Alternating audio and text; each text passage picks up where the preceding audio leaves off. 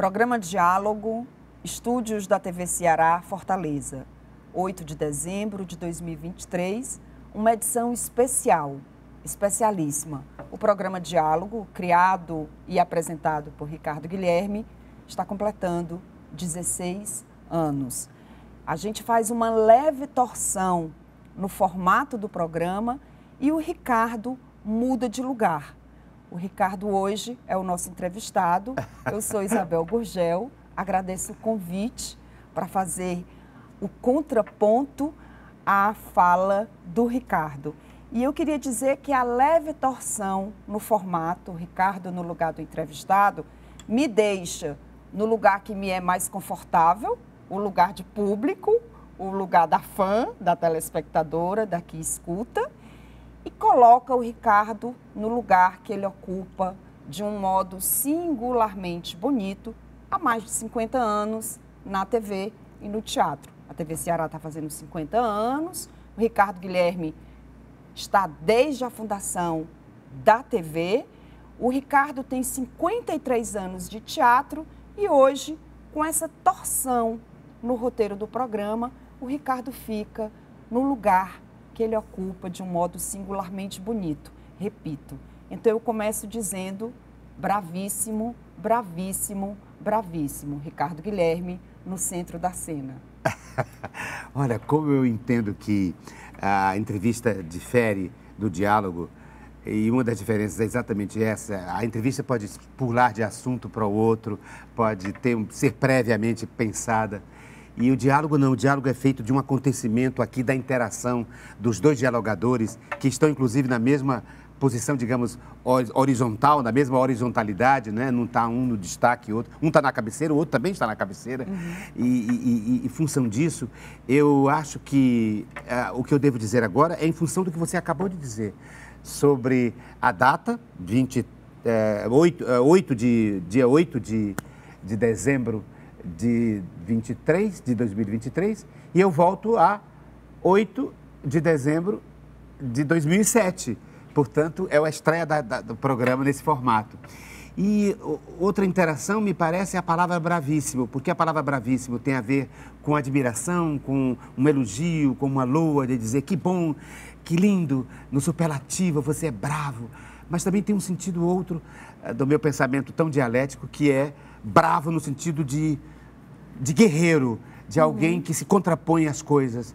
E eu acho que o programa tem essa dualidade, essa ambivalência. Ele é um espaço de acolhimento, de bravíssimo, de estou feliz de você estar aqui e abrir espaço para que você pense junto comigo as coisas, mas também é um espaço de militância política, social, de intervenção social pela televisão. Bonito, Ricardo. Ricardo, eu quero começar, você sempre termina o diálogo com um objeto surpresa, uma troca de objeto surpresa, né? Inclusive, você já me fez uma bela surpresa, muito forte, quando eu estive como convidada no seu programa.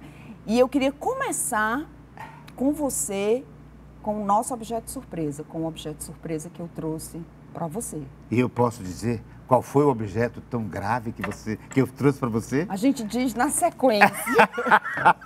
Tá bom, porque foi um sujeito surpresa que eu trouxe para Isabel Gurgel, que é jornalista e minha amiga e ex-diretora do Teatro José de Alencar e pesquisadora de cultura popular, de antropologia e de jornalismo.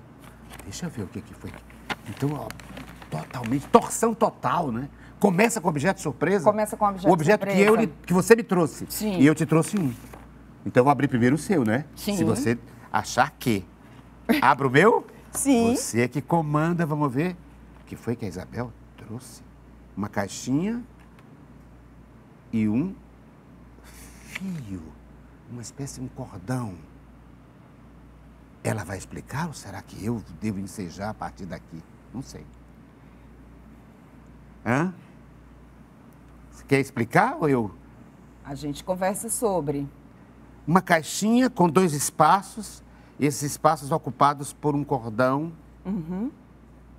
Bom, vou tentar ler a imagem de que dentro de caixinhas, dentro de espaços fechados, contidos, se forem abertos, podem gerar o acesso a um fio que se amplia, que vai da caixa, do quadrado, para um espaço maior de envolvimento, inclusive de quem abre. Hã? Olha aí, o Ricardo está sempre falando do teatro, de teatro, está sempre nesse... Ricardo, sabe por que eu trouxe o fio? Eu vou te dizer. Eu fiquei pensando que, claro, você faz televisão, você trabalha com jornalismo, você dá aula, você escreve, você é um homem da palavra escrita, da palavra dita, da palavra que se inscreve quando você está em cena, que a gente ouve você falar, né? As palavras tomam corpo nesse espaço entre você e cada um de nós como público, cada uma de nós como público. Mas eu pensei mesmo nesse caráter do fio, o fio da história, o fio da vida, mas pensando no caráter de composição artesanal, que é o que eu reconheço no seu trabalho como ator, né? Como você trabalha cada pedacinho da cena como um artesão, um artífice extremamente dedicado ao que faz. Do artesanato, eu trago a ideia de repetição, que é muito forte no seu trabalho na cena. Sim. Eu trago a ideia do uso muito especializado de um determinado material. Você faz os materiais dizerem o que só aqueles materiais podem dizer. Eu acho que é uma coisa muito forte no teu trabalho como ator, como encenador e como dramaturgo. E tem uma coisa que eu acho muito interessante, é que esse fio, né, que você enlaçou imediatamente, você já envolveu o outro, é exatamente isso que acontece quando a gente está em contato com, né, que você puxou na ideia do diálogo, que você faz quando você está em cena, na cena eu estou falando sobretudo no teatro, mas que você faz também aqui na TV, que é entrar em contato e ver o que acontece com esse material, né? Ver o que acontece a partir desse encontro. Mas acho que seu espaço por excelência é o espaço do teatro. É onde você faz isso com maestria e é onde você expande cada um de nós que está na plateia, né? Eu costumo dizer que você tem, eu já disse isso para você em camarim, já disse depois de espetáculo, antes de espetáculo, já disse conversando na rua, em situações onde a gente se encontra, que eu te acho um palhaço. Você tem uma veia de palhaçaria, você tem uma veia de um ator solar, de um ator que incendeia as pessoas com graça, com riso, dizendo coisas muito fortes, né? Eu estou pensando aqui no Moacir, na Divina Comédia de Dante Moacir, né? O encontro que você faz do filho de Iracema com a Divina Comédia do poeta italiano Dante Alighieri, mas eu estou pensando nesse Ricardo sofisticadíssimo em cena, que bebe em todas as fontes de dramaturgia e de brincadeiras populares. Você é um artesão da palavra, da cena, uma espécie de rendeira, né, que repete, repete, repete, até que dali surja algo que possa ser oferecido ao outro ou compartilhado com o outro. Por isso a ideia da caixa é também a ideia do entrelaço que você fez, lembra a sua própria trança que você usa o tempo todo e como você usa o seu cabelo em cena, vários espetáculos seus, né? Você faz isso, você amarra, você solta, você brinca com ele e lembra o nosso cordão umbilical, o que nos liga à vida, né? No seu caso, faz uma relação também com essa potência de Ariadne que você tem, que é de fazer cada um de nós, cada uma de nós, andar nos próprios labirintos, entrar e sair dele, né? Que é isso que um ator, um grande artista faz. Convida, diz, vem cá comigo, preste atenção, eu desci aos infernos e vou lhe dizer como é que é lá. E pode fazer isso fazendo a gente rir, né? Que eu acho muito curioso isso no seu trabalho, porque a gente sempre associa você a algo muito sofisticado e eu sempre vejo a rua, o circo, os terreiros, os patamares de igreja, os dramas, muito presentes no seu corpo. Eu tenho essa formação, né? Essa formação daquilo que se convencionou chamar de erudito e aquilo que se convencionou chamar de popular, porque, na verdade, há uma imbricação imensa em tudo isso. Os saberes são transsaberes, né? E eu acho interessante você dizer isso, porque eu hoje acho que o teatro, quando você diz, eu acho que o meu lugar é o teatro, eu fico pensando que não é só, que às vezes o senso comum imagine que é o palco, a representação, mas é o ser teatro, mais do que estar no teatro. Né? Mais do que ser teatro, mais do que estar no teatro ou fazer teatro, é ser teatro. O que é ser teatro? Ser teatro na vida mesmo. Entende? Aqui na televisão, quando você abre o espaço para o outro, estar diante do outro, é exercer a alteridade. Acho que a grande qualidade de uma pessoa de teatro, claro, o domínio técnico, etc., das técnicas, o estudo permanente de todas as áreas, na área de sociologia, na área de antropologia, mas a grande qualidade de uma pessoa de teatro é experimentar a alteridade. É ser aberto. Uma pessoa que experimente a alteridade, que não goste da alteridade, inclusive a alteridade de si mesmo, claro, o material é seu. Nós somos mil, né? Nós somos multidões dentro de nós. Mas, se não for isso, ela não é de teatro. Ela pode até fazer teatro, mas ela não é de teatro. Ser de teatro, inclusive fora do palco, e sobretudo fora do palco, é exatamente criar esses laços, né, essa caixinha que de repente se expande com um fio e que depois pode voltar para lá, não é? Depois de percorrer outros espaços e enlaçar outras ideias de alteridade, aprender com o outro. Eu acho que o grande trunfo do teatro é nos dar como profissão aprender com o outro, aprender as alteridades e os outros que existem dentro de nós. Né? Porque sem isso, você fica preso a você mesmo, né? A sua própria ignorância ou a seu próprio saber, mas ele é sempre limitado. Sim. Ricardo, é tão bonito ouvir você falando isso, porque eu trouxe um outro objeto. Outro objeto? Eu estou olhando os seus objetos aqui. Ah, eu trouxe também para você. Assim, gente, o Ricardo, Fernando Pessoa, com os heterônimos, né? Que foram várias pessoas, várias experiências de manifestação da vida numa só criatura. Não bastou ser Fernando Pessoa só, né?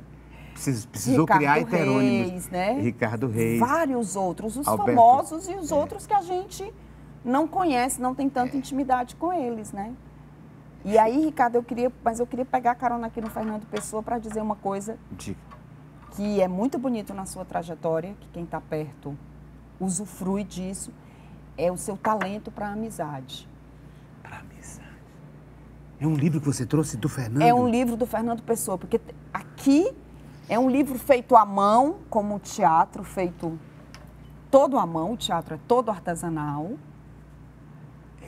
É um exemplar único, como um bom encontro, que é irrepetível, feito por uma artista de Ibicuã, aqui no Ceará, que mora no Crato, a Alba Alves, e é Fernando Pessoa, na palma da mão, vários mundos. E aí eu volto de novo à sua ideia de trabalhar com o máximo de potência energética na cena, com o mínimo de elementos e fazendo a gente imaginar que ali existem vários mundos, povoadíssimos, habitadíssimos. Aí eu queria que você falasse sobre a amizade, que eu acho que você cultiva isso super bem e isso se instala com você na cena também. Eu acho que é preciso, tem a ver com esse ser teatro na vida. Há mais do que fazer teatro, ou saber teatro, ou falar sobre teatro. Ser teatro. Porque você coloca um elemento do afeto. E eu acho que, como eu faço teatro para aprender, para me aprender e para aprender o outro, né, para distribuir aquilo que eu achei das coisas e compartilhar com o outro para ver se eu vou para um terceiro ponto, para uma terceira via, né, a partir do que eu sei, a partir do que o outro sabe. Isso está na aula que dou, que é diferente de uma conferência, que é diferente de uma palestra, mas isso está ligado intrinsecamente aos afetos. Já está comprovado hoje pela neurociência de que ninguém aprende aquilo que não ama, aquilo que não te afeta, né, do ponto de vista da afetividade, né? E que os dois hemisférios trabalham estão separados para a gente estudar, um ligado à fase analítica, né, e a outro mais ligado à emoção, mas, na verdade, trabalham todo o tempo junto, conectados, entende? Um dando sinais para o outro, e é isso que faz o aprendizado, e é isso que cria memória, é isso que... Aquilo que afeta é o que tem afeto, né? Então, a amizade é um campo para esse aprendizado, porque a gente... Inclusive, uma coisa que eu tenho aprendido com a vida é que vale mais o afeto do que o saber, vale mais o afeto do que ter razão, entendeu? Vale mais, entendeu? E, às vezes, o grande erro de nós, os virginianos, né, que somos muito racionais, muito metódicos, às vezes, de colocar a razão e a lógica e a sabedoria, a sapiência, né, o saber, o conhecimento, acima da sabedoria. Eu acho que a sabedoria, a diferença da sapiência para a sabedoria é exatamente essa. A sapiência é o domínio, né, as correlações entre os conhecimentos, entre os saberes, e você dominar essas correlações ou questioná-las. Mas a sabedoria é exatamente dizer que, às vezes, o silêncio é preciso, que é preciso compreender, que é preciso se colocar no lugar do... Alteridade, mas mais do que alteridade, é empatia, né? Eu acho que a empatia é o grande valor do ser humano, o grande valor, o que eu tento o tempo todo. Às vezes a gente não consegue, muitas vezes, né? Muitas vezes não consegue. Se colocar no lugar do outro, dizer, eu discordo, mas não devo dizer agora. Meu amigo não quer ouvir isso, meu amigo está precisando de uma outra coisa. Tem uma frase, acho que é do Rogers, o Carl Rogers, que diz, escutar é ouvir o que não está dito. Então, essa sensibilidade, isso que eu estou colocando acima de qualquer saber. Compreender que alguém está dizendo, mas que há uma outra coisa implícita ali que não foi dita. E é isso que está doendo no outro, é aí que você deve tocar e abraçar. Então, essa sutileza acho que só a experiência da maturidade pode dar. Mas é sempre um aprendizado. Isso a gente nunca está no lugar de soberba, de saber tudo. É sempre aprendizado. E o que foi que você trouxe para a gente? O que eu trouxe? Olha, eu trouxe isso aqui, por exemplo. Começar por aqui. Diz uma amiga minha chamada Elisa Alencar, que foi minha assistente de produção, é um giz. Ela diz, Ricardo Guilherme, todo mundo pensa que o que você mais gosta de fazer é televisão, é o programa Diálogo, é estar em cena, numa peça, é escrever contos e peças. Não, não. O que você quer mesmo, o que você gosta mesmo é de ser professor. E eu acho que eu criei uma coisa chamada teatraula, né? Com polifonias, né? Que é a mistura dessas duas coisas que eu tanto gosto, teatro e aula, né? Mas eu acho que mais importante do que isso é o fato de que eu considero aula um saber específico. Aula não é de catedrático, é de catedrático de humanidade. A aula é um espaço aberto, dialógico, eu acho sempre isso. Eu acho que o professor tem que fazer o seu plano de aula, mas cheio de furos, de aberturas, né? Porque é o aluno que vai... De uma pergunta surge outro caminho. Ele é que decide, cada aluno que recebe uma aula, recebe uma determinada aula, a sua aula. Sim. Né? E o professor tem que ficar atento a que aula que ele está recebendo, que aula ele precisa, e incorporar isso ao seu projeto de aula, ao seu plano de aula. Entende? É diferente de uma conferência. Uma conferência eu dou, não sou interrompido, depois abro para perguntas, tudo bem, não é uma conferência, uma palestra. Mas uma aula é diferente, a aula não é conferência, a aula não é palestra. A aula é integração da relação do chamado professor com o chamado aluno. Os dois abertos à construção de um saber que nenhum sabe para onde vai, mas a partir da coletividade, a partir das expressões de cada um, vai surgir para onde vai a aula. Sem sair do arcabouço prévio, mas criando conexões. Bonito é isso. Não é que eu me prontifiquei a dar uma aula sobre caneta e terminei dando aula sobre uma caixinha. Mas é fazendo as conexões disso. Onde é que no projeto de caneta entra a caixinha? Né? Quer dizer, como é que incorpora com coerência interna e com coesão.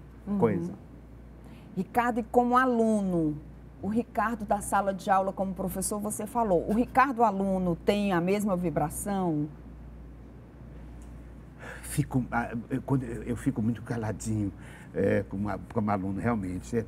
Pela primeira vez, agora estou pensando, o Ricardo aluno.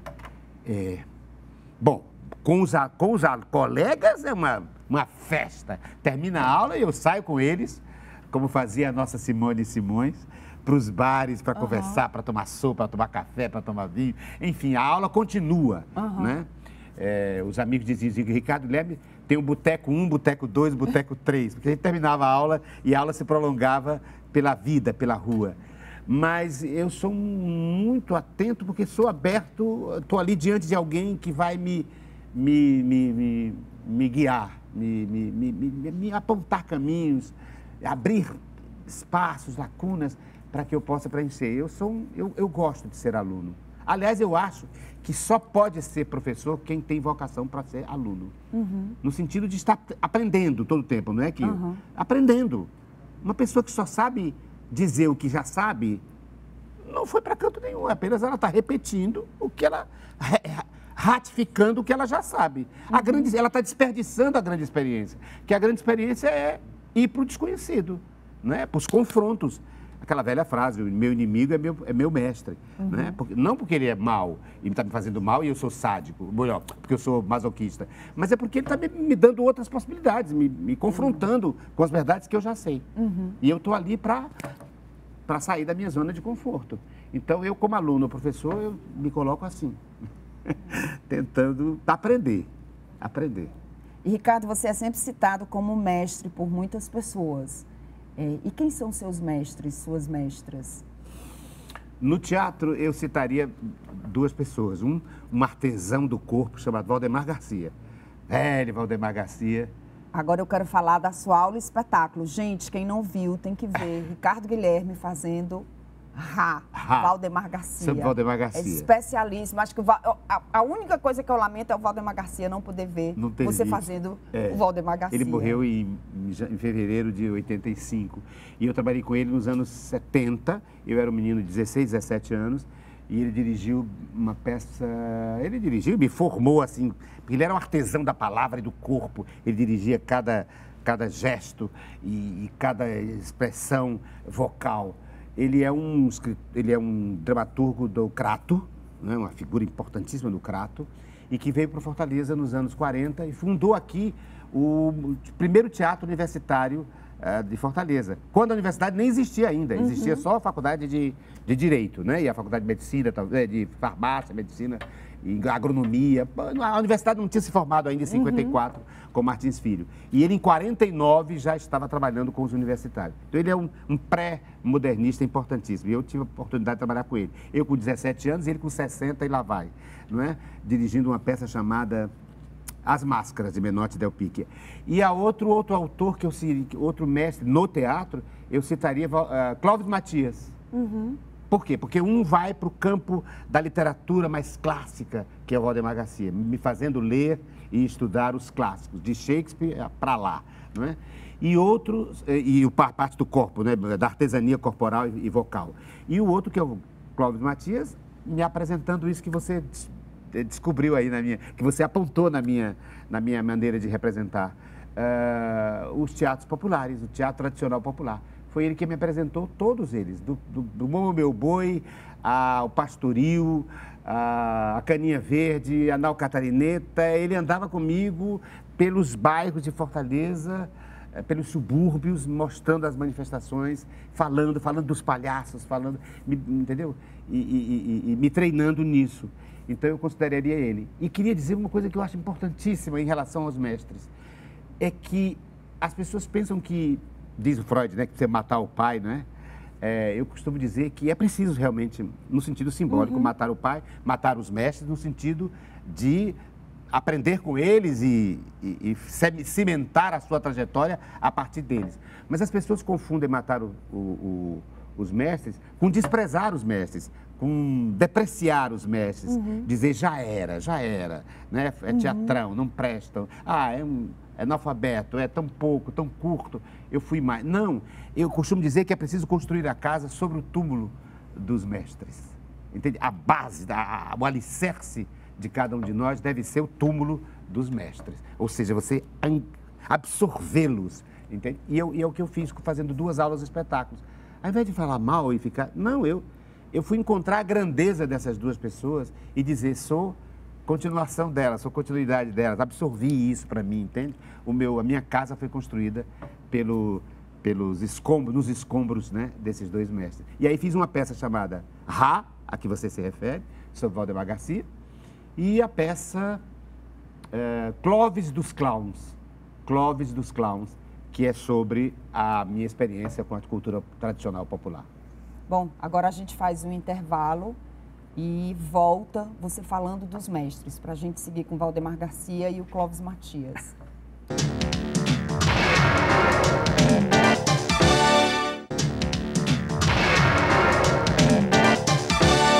Voltamos com o Ricardo Guilherme, edição especial do programa Diálogo, 16 anos do programa Diálogo, e o Ricardo estava em diálogo com 2 mestres dele no teatro, Valdemar Garcia e Clóvis Matias. Verdade. Meus 2 mestres, um na cultura popular e outro na cultura, digamos, da artesania e da intelectualidade, porque o Valdemar é um homem culto, né, no seu tempo, um homem dos anos 30, vinha do Crato, um homem da universidade, enfim, trabalhava com... Um dos atores dele era Geraldo Marcant.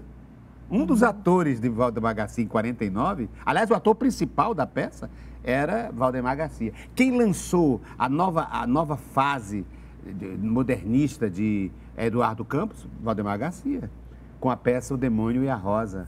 Né? Então, ele era um homem que veio com essa bagagem e um dia olhou para mim e disse, eu vou lhe dar uma linha de bruxa. Porque eu estava fazendo uma peça de bruxa, né? De teatro infantil. Ele disse, apareça no meu apartamento para eu lhe dar uma linha de bruxa. Aí ele foi fazer aquelas vozes, aquelas coisas, né?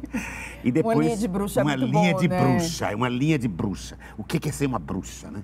E aí me fez fazer o Menotti del Picchia com as máscaras, que até tem um trechinho ainda, diz assim, foi assim, deslumbrava a fidalga beleza da turba nos salões da senhora duquesa. Um cravo em tom menor, numa voz quase humana, tecia o madrigal de uma antiga pavana.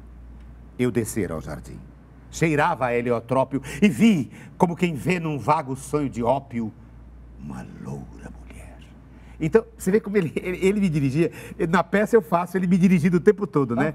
Um cravo em tom menor. Não, você não pode dizer o cravo em tom menor. Não, ele falava gestalt sem entender a palavra gestalt, entende? Ele dizia a palavra tem que estar aqui, física, sem ter estudado isso. Ele é anterior a Stanislavski, ele é anterior a todos esses teóricos do século XX, entende? É um homem lá do Crato e tinha essa intuição extraordinária de dizer a palavra, antes de Glorinha Belt-Miller, né? Aquela grande fonoaudióloga e treinadora de atores. Então, ele queria a palavra concreta, ele dizia, tecia o madrigal de Mandi. Então, ele dizia, Ricardo, você tem que entender o tecia. A palavra tecer, não é andar, beijar, parar. Tecia tem uma expressão.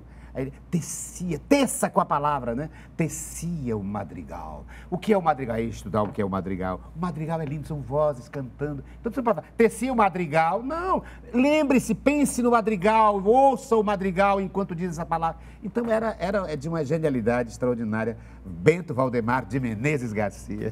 Salve, salve, salve. Clóvis Matias também. Né? Que aí é na área da cultura popular, domínio total. Conhecia tudo. E um conhecimento muito sofisticado da cidade, né? Ah, sim. Porque ele sabia, né? Ele dizia, eu sei... Circuito dos circos. O circuito dos circos. Ele dizia, eu sei onde as maracanãs dormem. Né? As maracanãs dormem. Então ele dizia, o melhor pastoreio para você conhecer é lá no Mucuripe, não sei aonde, da dona não sei o quê, da dona Maria 3 vezes, da dona não sei o quê. Ele sabia tudo, né? E me levava. Né?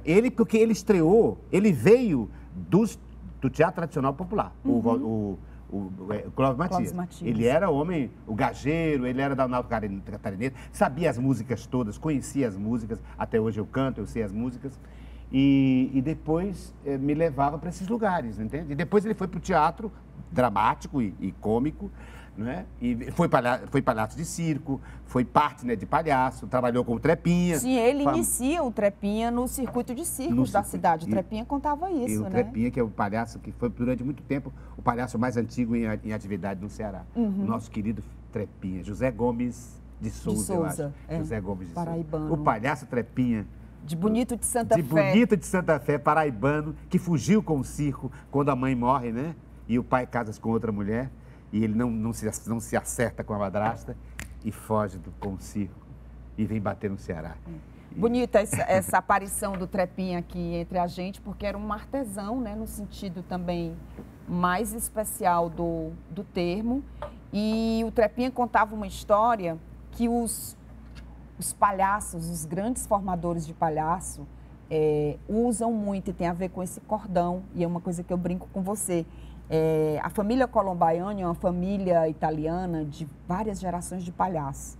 E diz que é muito comum eles darem um pedacinho de cordão para um candidato a palhaço ou um candidato a comediante e dizer assim, o que você consegue fazer com esse pedacinho de cordão? Fique 1 minuto em cena com ele. E depois vai aumentando, fique 5 minutos com esse pedacinho de cordão. Fique 10 minutos com esse pedacinho de cordão. E isso que você falou de aprender sempre, o Trepinha falava. Ele dizia que quando aprendia uma coisa no circo, que ia mostrar pro dono do circo, ele dizia, sim, e o que mais? E o que você vai aprender agora? E o que você vai aprender agora? Então, tem isso muito, muito forte na trajetória de mestres. Independente de que tradição esses mestres estejam trabalhando. Mas você falou uma coisa, Ricardo, de teatro para criança, aí eu queria só mostrar um livro que eu trouxe, porque geralmente acho que poucas pessoas associam você ao que seria um universo de criança ou ao universo da criança, né? E esse é um livro bem bonito que você fez, que você vai pegar também uma história na fonte da tradição popular ibérica, a menina dos cabelos de capim. Uma história trágica, claro. Sim. Trágico muito presente, e virou espetáculo de teatro. Virou. Tinha um cordão que era manipulado ou conduzia essa narrativa. Era. Né? Tinha um cordão com a menina, com a Luísa Torres, acho que era a narradora. É uma peça a partir da famosa história da tradição oral ibérica chamada Os Figos da Figueira. A menina que é enterrada e que canta Capeneiro de meu pai, não corte o meu cabelo, minha mãe me penteou, minha madrasta me enterrou, pelo figo da figueira que o passarinho bicou. E aí eu coloquei o nome, a menina dos cabelos de capim, porque ela é enterrada e o pai descobre que ela foi enterrada porque os cabelos dela nascem como capim. Que é o que você falou dos mestres, né? Que essa vida nova que você vai construir numa trajetória artística, ela bebe da morte. Ela bebe do que passou, ela bebe de passados também, mas ela tem que ressurgir com uma força própria. Mostra o Iracema também.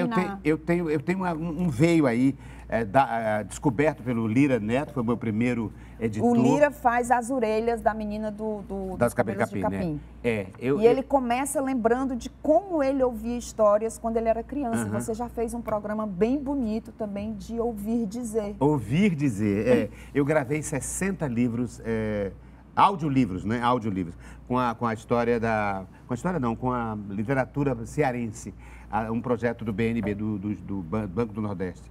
Mas eu estava dizendo que eu tenho um veio aí descoberto pelo Lira Neto e depois por outros editores da Fundação Demócrito Rocha, um veio para criança, de Ruth Rocha, Monteiro Lobato, não que estou me comparando com eles, mas eu digo nessa mesma linha, não é? Nessa mesma linha de trabalhar para a criança, que é dificílimo, né? E eu tenho uns 4 ou 5 livros ou mais, sou criança. Você trouxe um, eu trouxe outro, O Menino dos Cabelos de Capim, que é um livro paradidático, adotado hoje nas escolas do Brasil inteiro, não é? No Paraná, no Rio Grande do Sul, no Santa Catarina e não só no Nordeste. Com a ilustração com a ilustração do Tarcísio Garcia e aqui com a ilustração de Descartes Gadelha. Iracema, uma versão que eu escrevi com Carlos Cardoso, uma versão livre do romance de Zé de Alencar, não é? Uma capa linda, não é, Ricardo? A capa é linda, né? E os desenhos do nosso amado, extraordinário Descartes Gadelha. Eu vou ler só um pedacinho do começo aqui, diz assim, só para você ter uma ideia como é que foi escrito assim a versão. Num lago lá muito longe, muito além daquela serra que ainda azula no horizonte, por trás daqueles montes, bem pertinho de uma plantação de Jurema, nasceu Iracema. Iracema era uma linda índia da tribo dos Tabajara. Era tão linda a índia, que ainda hoje nenhuma lindeza com a sua beleza se compara. E aí vai, que herda um pouco o tordel, né, a rima. O né? contador de história, o narrador, né? O narrador, é. E aí vou falando, e tem a ver com tragicidade também, porque veja, a Iracema morre, né? Ela pare o Moacir, morre, é abandonada pelo Martins Soares Moreno, que vai lutar no Maranhão, né? Eu estou falando aí do enredo da peça, do romance. Ela está aqui chorando, olha que ela linda chorando, olha. Ela chorando aqui. Então, e depois ele volta, e é bonito porque o menino, ela está grávida aqui, ó, ela grávida, parindo. Depois o menino, ela morre, né? E é feito o enterro dela. E depois o pai volta. Eu valorizo isso no meu livro. O pai volta para pegar o menino, né? Ele fica com o menino. Ele podia ter abandonado completamente. Não, não. Ele volta, reconhece a morte da Iracema, pega o menino e vai com ele. É tanto que o menino aparece. É um dos personagens. Está naquela jangada lá na praia, na praia, né? Aparece na beira-mar. Na beira-mar. O Japi, que é o cachorro, né? Na beira-mar. Está o Martins Soares Moreno. Está a Iracema também, que ela não estava naquela jangada, mas, enfim, como lembrança ela está. E o menino Moacir, criado por porque eu chamo de Martim Mãe. Martim Mãe. Tem a Iracema Mãe e Martim Mãe. E depois você pega na mão do Moacir e faz o Moacir circular com Dante para conversar, para ter um cara a cara. Aqui é numa peça chamada... Com Deus. Eu tenho uma peça chamada A Divina Comédia, de Dante e Moacir, aqui, que eu faço dentro de uma caixinha, igual essa aqui, ó. Mas a caixa é uma caixa cênica. É uma caixa cênica, pois é. E aí na verdade, é uma citação ao Dante Alighieri, o Dante, e é uma citação também com intertextualidade com o Zé de Alencar. Por isso que é a Divina Comédia de Dante e Moacir. Porque ao invés, na Divina Comédia, quem leva o Dante até o céu, né, e pelo inferno e purgatório, é o Vigílio, né, o poeta Vigílio. No meu caso, é o próprio Dante que leva o Moacir para o inferno. Coloquei o limbo também e o céu. Só que lá na Divina Comédia, ele vai ao céu para, enfim, encontrar a Beatriz, a amada, etc. E no meu caso, é para um acerto de contas entre Deus e o cearense. Né? Para dizer, olha, você é um judeu errante, você não se fixa na sua terra e deveria ficar. Volte. E aí ele desce num pau de sebo, na peça ele desce num pau de sebo, não o pau de sebo em si, mas ele fala que está descendo num pau de sebo, e o pau de sebo termina exatamente no túmulo da Iracema. Volta para a mãe, volta para a Iracema, né? E esse Ceará tem uma presença muito forte no que você faz, né, Ricardo? Eu adoro quando você diz que o Ceará que o mundo é grande, mas o Ceará é maior. Na peça eu digo isso, você diz isso. O mundo é grande, mas o Ceará é maior. Mas um Ceará molequíssimo, né? Um Ceará só isso foito, é molecagem, um Ceará né? atrevidíssimo, né? É bem bonito. Ricardo, eu quero pegar carona agora do Descartes Gadelha, que você falou. Tá certo. Pra gente tocar, você estava fazendo... Não é aqui, não, é aqui. O Valdemar Garcia. Descartes é aqui. E eu lembrando de como é teatro radical brasileiro. Isso que você inventa, de como está em cena, de como inventar a cena, de como montar a cena, e você vai batizar de teatro radical brasileiro, que vira também objeto de estudo de outros pesquisadores e de outras pesquisadoras. Eu vou me referir, só para fazer uma ligação ao Descartes, à tese de doutorado do Gil Brandão, que também, como você, é professor de teatro na Universidade Federal do Ceará, é ator, e faço a ligação aqui com o Descartes porque o Gil também tem um trabalho sobre o maracatu, né? Sim. O maracatu do Ceará.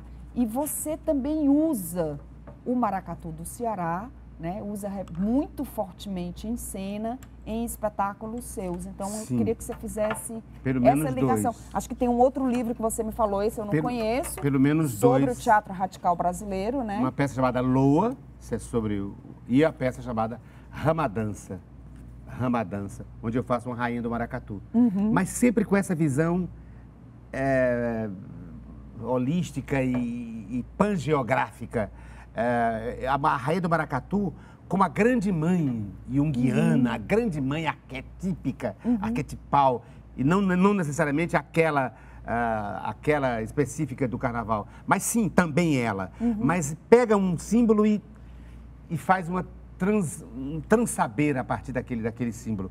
Então, eu pego a nossa rainha do maracatu como se ela fosse a grande mãe da humanidade, né? E, a verdade de conta, foi um fato que é a partir daí que eu escrevi, porque foi a descoberta da Luzia, aquela múmia, não é? Da África. O fóssil, né? O fóssil, a primeira mulher, não é? O mais antigo, né?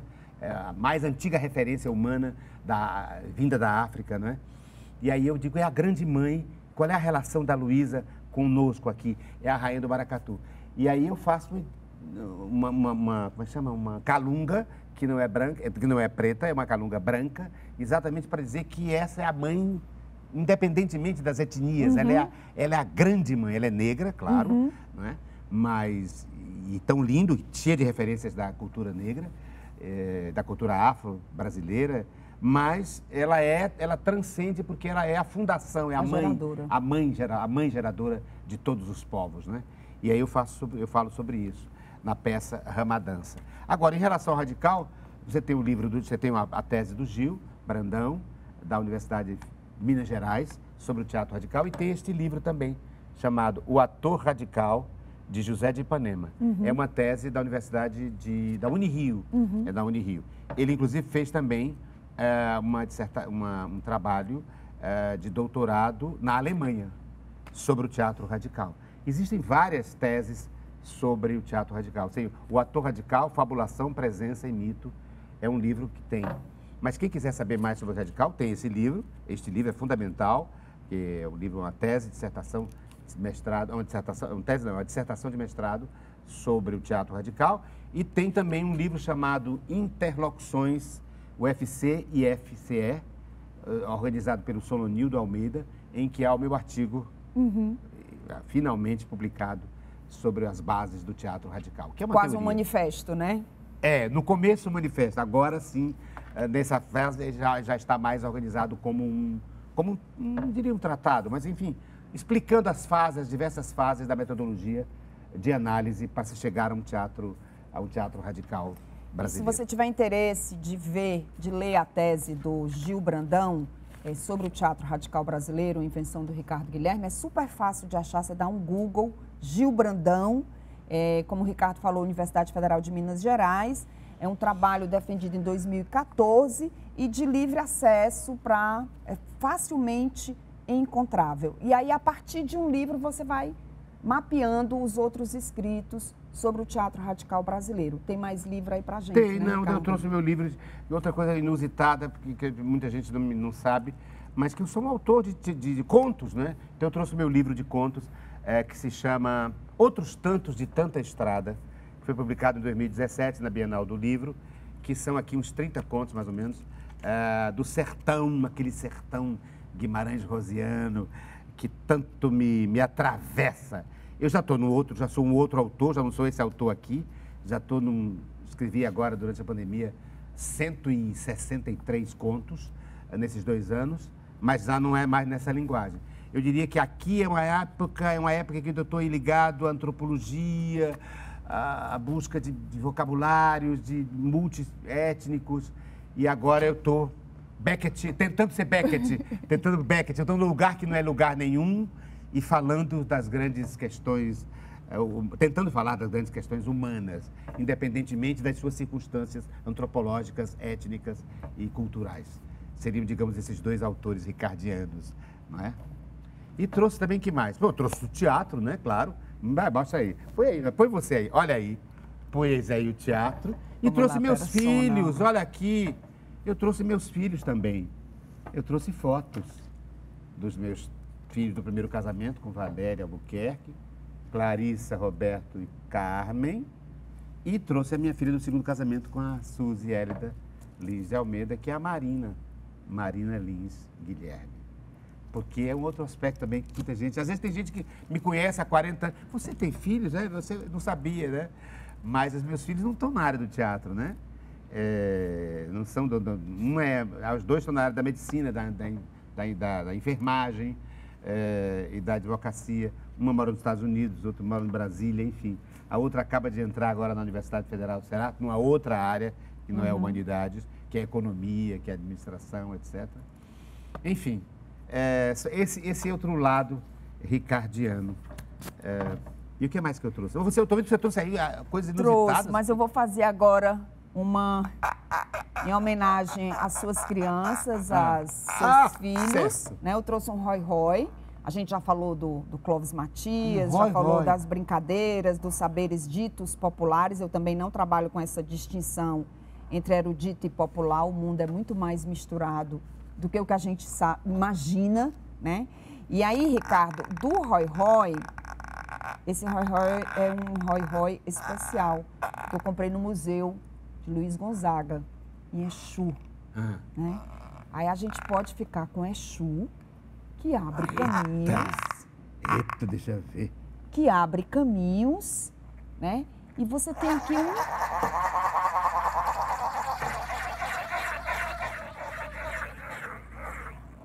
um encarnado de encarnação e de vermelho, Pois né? é. Eu acho que eu trouxe, sabe para quê? Para falar sobre política. Para falar que eu tenho viés, eu tenho lado, Sim, quando você falou que você adorava sala de aula, que a Elisa falava isso, eu lembrei da Margarida, que é a antiprofessora total. Total, a Margarida, que é a nossa... Já apareceu a Margarida. De extrema-direita, E eu trouxe para dizer, olha, eu tenho um viés, entende? Eu sou um homem de esquerda, um homem filho de um comunista, e sempre encarei o teatro como um espaço de manifestação, de visão de mundo, né? Eu tenho um viés de olhar o mundo. Claro que um viés intelectual e aberto e questionador. Não sou ligado a nenhum partido especificamente, exatamente para isso, para não ter esses controles, não é? Mas para exercer a minha autonomia, mas sempre, desde o começo, uma pessoa voltada. Fui da Federação Estadual de Teatro Amador, né? Fui vice-presidente da Federação.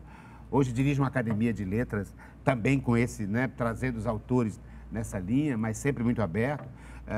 Para que os nossos confreiros, eu dirijo a Academia de Letras e Artes do Nordeste.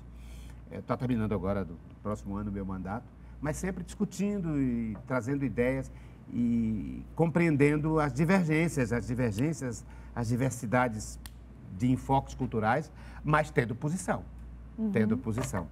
E eu não sabia que você ia inverter tudo, ia botar o objeto surpresa no começo e o objeto surpresa no fim. Eu estava aqui pensando em falar o objeto surpresa. Eu trouxe uma música surpresa para você. Uma música surpresa. Será? É a segunda, viu? É aquela em que eu canto. Veja aí, veja se pode entrar agora, Ricardo Costa. Veja aí. Olha aí, para surpreender você. A minha vida,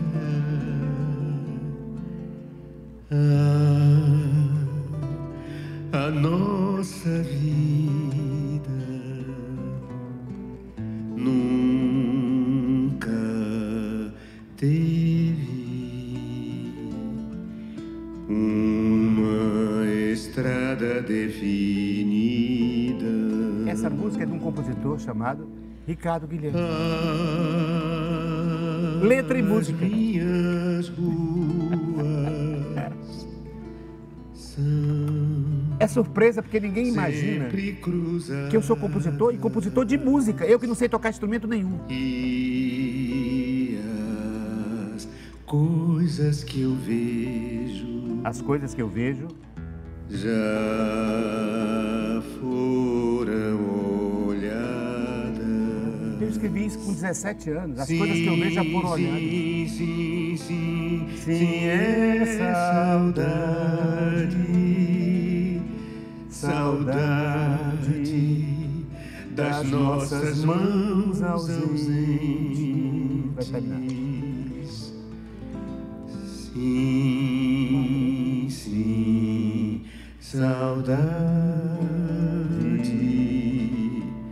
saudade de tudo que eu não fui. Ao violão, Daniel Medina. Saudade. Para quem eu quero mandar um abraço lindo, também para o Ricardo Rios. Ele me pediu, eu queria homenagear hoje no dia do programa, 16 anos, homenagear um telespectador, Ricardo Rios. Tão ligado, tão intimamente ligado a essa figura tão linda de compositor que é o Daniel Medina. Com quem vou fazer um show, hein? Eu vivo fazendo show com ele, cantando músicas, nossas músicas e as minhas músicas, que estão lá. Veja aí, essa música foi feita em 72, 70. Eu tinha, acho que 15 anos, 16 anos. Aliás, eu tinha 16 anos, por aí. E aí eu trouxe para surpreender você, porque eu acho que nem você sabia. Não sabia. Mas adorei as suas ruas cruzadas, porque nas encruzilhadas é que Exu. É verdade, tem a ver com o seu Exu. É verdade. Olha, essa Isabel, quando eu me lembro de Isabel, tem duas frases que eu me lembro. Uma delas, a primeira que ela me disse, há muitos anos atrás, acho que nos anos 70 ainda, ela era estudante de jornalismo. Ela disse, cara, tem um grande... Ela viu uma palestra minha e disse, tem um grande problema, a gente assistir sua conferência. Eu disse, o que é? Eu não conhecia ela, eu sou Isabel, não conhecia, era uma menina, aluna do curso de comunicação. Eu disse, mas por quê? Qual é o problema? É o seguinte, é que mesmo que a gente discorde de você, a gente fica encantado, é o perigo é a gente acreditar no que você está dizendo. Eu tenho uma série de discordâncias, mas você fala tão bonito, é tão encantador, que eu estou com medo até de concordar com você. Você lembra disso?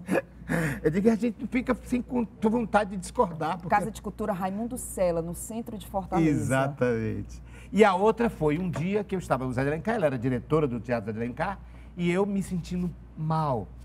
Viria, inclusive, a ter um infarto neste dia 12 de janeiro de 2012. E aí, eu estava no Zé de Alencar para ver a peça das velhas, com a nossa Maria Alice Vergueiro. E aí, mas eu acho que eu não vou ficar, não. Eu estou me sentindo mal, Isabel. Eu acho que eu estou infarto. Não falei infarto, não. Eu disse que estava me sentindo mal. Eu acho que eu vou para o hospital. Ela disse, Ricardo, não vá embora. Fique. Porque eu tenho absoluta certeza. Você não morre.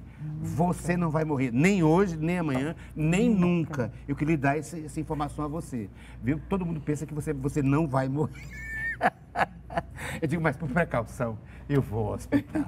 E fui. Ô, Ricardo, você não vai morrer mesmo, mas o programa acaba. Então, Mas o programa morre. Eu vou abrir o que eu trouxe. Surpresa, de objeto surpresa para você ir encerrando. Uau! Porque nos junta a mim e a você. Quase vinha comigo na minha bolsa pois também. Pois é, por que eu trouxe? Porque é um livro que junta a minha vida com a tua. Porque você foi diretora fundamental na política pública em relação ao Teatro Zé de Alencar, a preservação. E esse livro chama-se História do Teatro, onde eu faço um histórico sobre o Teatro Zé de Alencar e o São João. E o Teatro São João de 1880. De Sobral. De Sobral. Né? Teatro de Fortaleza, de 1910. Achei que isso nos conecta. O São João de Sobral. E é muito legal também, Ricardo, porque diz de uma Fortaleza que amplia a nossa compreensão sobre a cidade, porque a Fortaleza é muito recente na história do Ceará. O que existia mesmo era o interior do Ceará, o primeiro teatro edificado em Icó, né? O Teatro da Ribeira dos Icós, que nasce, que é construído para ser teatro. 1860. Então, são esses aprendizados que a gente vai fazendo para a gente ver o quanto a gente não sabe, né? E como é bom aprender e como isso muda de lugar o tempo inteiro. Então, com o objeto surpresa do teatro do Ricardo, que ele nos deixou aqui numa outra encruzilhada, a gente pensar essa linha, né? Icó no sul do Ceará, Fortaleza no litoral e Sobral no norte, a gente cria uma linha, uma zona de fronteira de atravessamento no Ceará, de cruzar o Ceará, que é um dos modos da gente estar no mundo, cruzando, né? Enlaçando, que lindo, fazendo obrigado. Renda. Obrigado. Exato.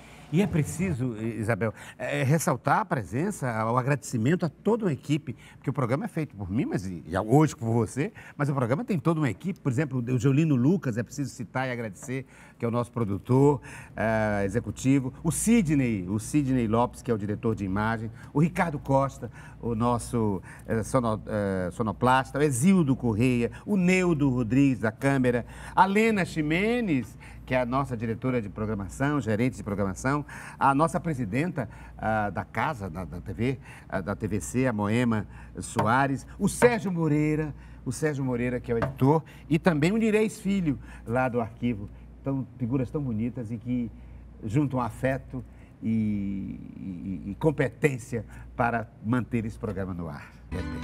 Olha aí, cordão do DNA, que também é um assado. Uma parte de mim é todo mundo, outra parte é ninguém, fundo sem fundo. Uma parte de mim é multidão, outra parte estranheza e solidão.